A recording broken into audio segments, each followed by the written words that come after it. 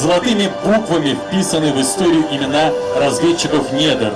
Здесь начинается история черного золота республики со скважины №1 в селе Шугурово, где 80 лет назад татарстанская нефть начала добываться в промышленных масштабах. Рядом обелиск, посвященный первооткрывателям. В память о них Рустам Минниханов возложил цветы.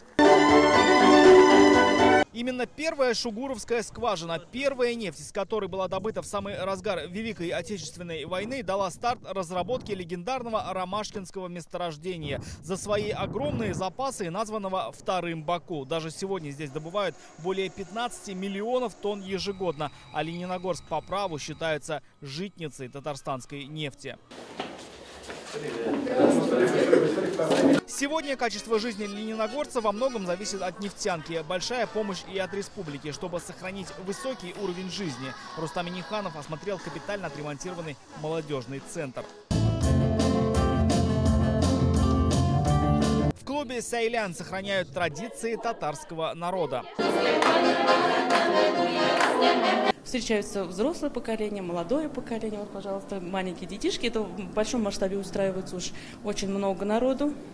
Также бабушки приходят с внуками, внуки приходят с бабушками, участники.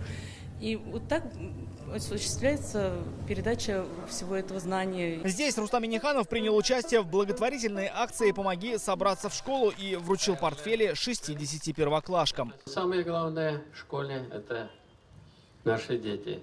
И несмотря на жизненный уровень родителей, каждый школьник, он должен быть готов и обеспечен всем тем, что необходимо для того, чтобы он нормально учился.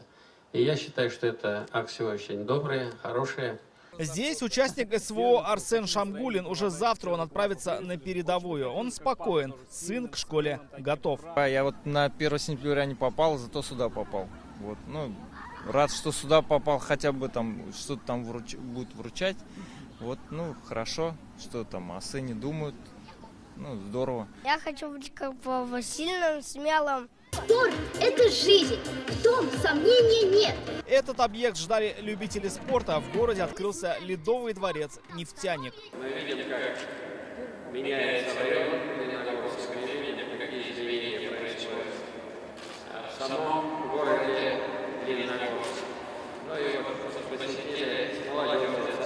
Но самое главное, была мечта построить новый ледовый дворец. И вот он сегодня появился. Конечно, ледовый каток – это как гордость дворца, так и изюминка всего города. Именно здесь именитый «Нефтяник» сможет принимать гостей на домашних матчах и здесь же проводить свои домашние тренировки, например, в межсезонье. Все в максимальном комфорте.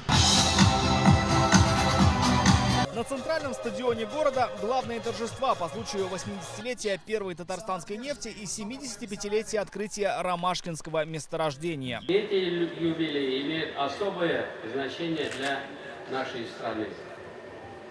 80 лет назад, в разгар Великой Отечественной войны, из скважины №1, пробуренной рядом с селом Шугурово, был получен промышленный приток нефти. Шугуровское месторождение – это не просто первое промышленное месторождение нефти нашей республики, а целая эпоха большой нефти Татарстана, которая внесла неоценимый вклад в Великую Победу.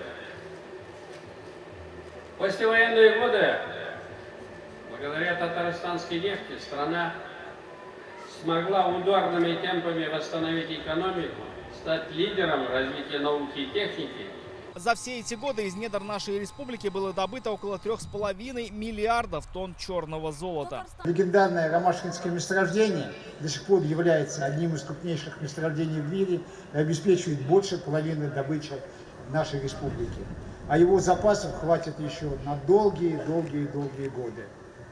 Мы строим дороги, дома, школы, больницы, детские сады, парки. Только за последние 3 года Татнефть вложила в социальную сферу Лениногорского района почти $1 миллиард.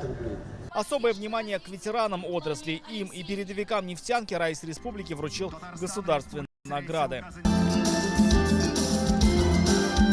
завод развивается, отрасль наша развивается. Много поменялось, все, очень много. Насчет техники поменялось в лучшую сторону. Ну, самый простой пример. Возьмите, например, спецовку.